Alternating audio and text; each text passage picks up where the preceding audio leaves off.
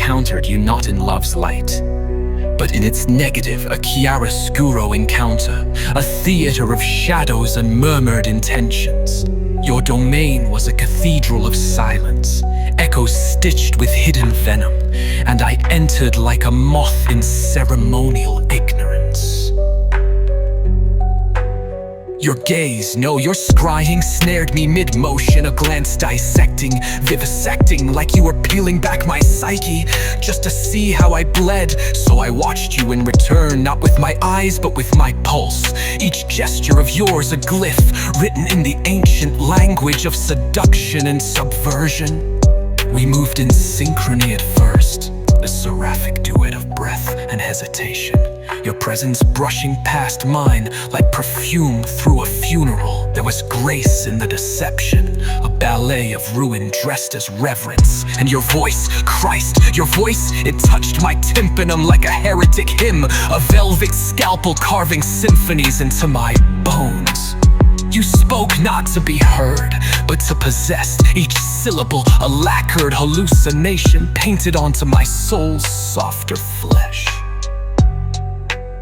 We spoke in riddles, language itself becoming foreplay.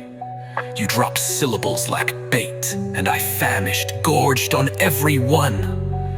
I mistook ambiguity for depth, absence for mystery, and your cruelty for complexity.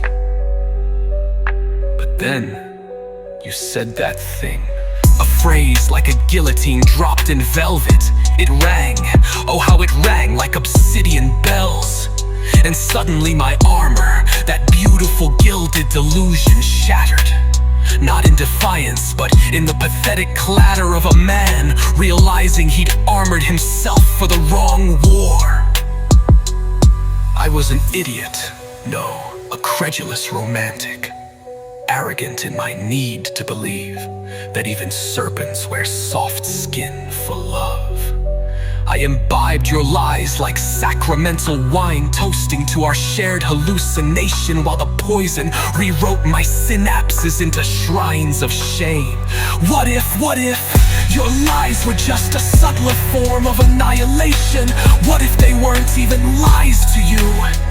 Just loose interpretations of convenience, drenched in ego and dressed in allure.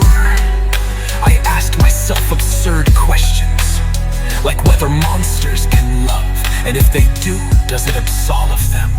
But love, true love, doesn't camouflage itself in linguistic labyrinths or hide behind chiaroscuric charm. It does not devour.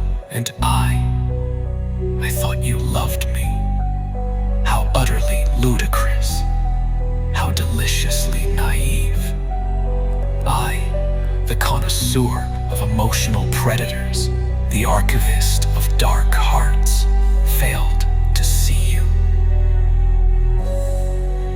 You wore no talons, no growl, no stench of malice, just that sacred smile that studied silence, and a gaze that held galaxies of false promise. You were a requiem in lace, an opera of venom. And I never saw you coming.